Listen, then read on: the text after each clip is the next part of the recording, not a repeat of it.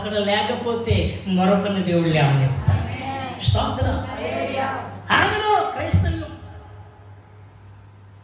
సిలువను గూర్చిన వార్త ఆగరు. నశించుతున్న వారికి అది వెర్రితనమే కావచ్చు, కానీ నమ్మిన వారికి దేవుని చెప్పండి, గట్టిగా చెప్పండి, గట్టిగా చెప్పండి, దేవుని శక్తి. ఈ శక్తిని ఆపడం ఎవరి తరము కూడా, ఎవరి తరము కాదు. బెదిరించడం వాస్తవమే, కానీ ఆపడం మాత్రం ఎవరి తరము. దేవునికి స్తోత్రం. బెదిరించడం వాస్తవమే, ఇది ఇప్పుడు కాదు. క్రీస్తు శకము నుంచి బెదిరింపులు వచ్చాయి. అప్పటి నుంచి ఆయన పుట్టినప్పటి నుంచి బెదిరింపులు వచ్చాయి. ఆయన పుట్టుకలోనే బెదిరింపులు వచ్చాయి. అవునా కదా? పుట్టుకలోనే మీరు అర్థం చేసుకుంటే, ఏ రోజు రాజు ఏం చేశాడు తెలుసా? యూదుల రాజుగా పుట్టినవాడు ఎవడో నాకు తెలియజెప్పండి అని జ్ఞానులకి రహస్యముగా మర్మముగా ఆ వచ్చిన తూర్పు దేశపు జ్ఞానులకి కపటముగా ఉత్తరం ఇచ్చి, అతన్ని మీరు దర్శించుకుని నాకు దగ్గరికి రండి, అడ్రస్ చెప్పండి, నేను కూడా వెళ్ళి అతన్ని ఏం చేస్తాను, పూజించి దర్శించి నమస్కారం చేసుకుంటానని చెప్పి వాళ్ళని రమ్మన్నది ఎందుకో తెలుసా? యూదుల రాజు బతకూడదు. హల్లెలూయా. నేను తప్ప ఎవరికి యూదుల రాజు ఇంకొకటి ఉండకూడదు. మరొక రాజు పుట్టకూడదు. మరొక రాజు ఇక్కడే పుట్టాలి, నా యొక్క అంతఃపురంలోనే పుట్టాలి, నా వంశముల నుండి పుట్టాలి, నా తరతరాలు నేనే రాజుగా ఉండాలని ఏ రోజు కపటముగా జ్ఞానులకు చెప్పి మీరు వెళ్ళి ఆయన పూజించుకుని వస్తే నేను కూడా వెళతానని ఆ రోజే మొదలైంది. ఏంటిది చెప్పండి? ఇది నిన్నటిది కాదు, మొన్నటిది కాదు, క్రీస్తు పుట్టుక నుండే ప్రారంభమైంది. హల్లెలూయా.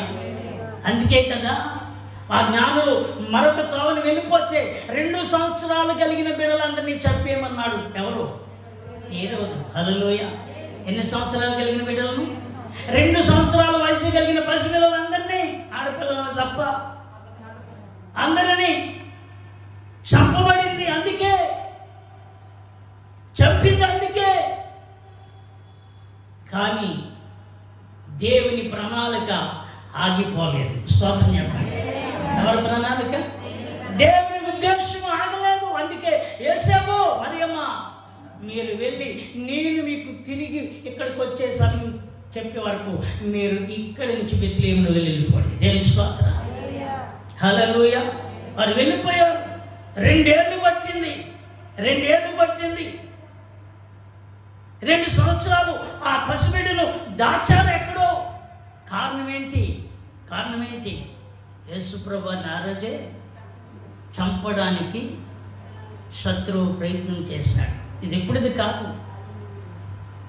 పలు రీతులుగా యేసయ్యను చంపడానికి అప్పుడే ప్రయత్నాలు చేశారు. కానీ వారి ప్రయత్నాలన్నీ విఫలమైపోయాయి. కానీ దేవుని ఉద్దేశము వారు చంపడం కాదు, ఆయనే ప్రాణం పెట్టడానికి వచ్చాడు కాబట్టి ఆయన గొర్రె పిల్లగా మౌనమైపోయాడు. స్తోత్రం చెప్పండి. ఆయన ప్రాణం పెట్టడానికి వచ్చాడు. అందుకే ఏ రోజుతో చెప్పిన మాట, అందుకే కైసరుతో చెప్పిన మాట, అందుకే పొంతు పిలాతుతో చెప్పిన మాట, నీ రాజ్యం వేరు,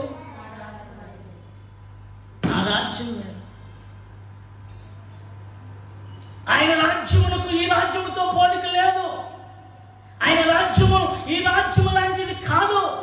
ఆయన రాజ్యము నీతిమంతులకు మాత్రమే, పరిశుద్ధులకు మాత్రమే, ఏర్పరచబడిన వారికి మాత్రమే, దేవుని యొక్క చిత్తమును కొనసాగించే వారికి మాత్రమే ఆయన రాజ్యమునకు స్థానము దేవుడు వారికి అనుగ్రహిస్తున్నాడు. స్తోత్రం కలుగునుగాక. ఆమేన్ చెప్పండి.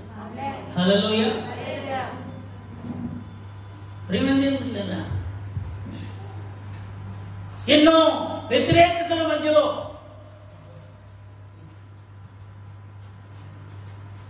దేవుని యొక్క సేవకులు సేవ చేస్తూ వెళ్ళారు. అపోస్తలులు సేవ చేస్తూ వెళ్ళారు. నీరో చక్రవర్తి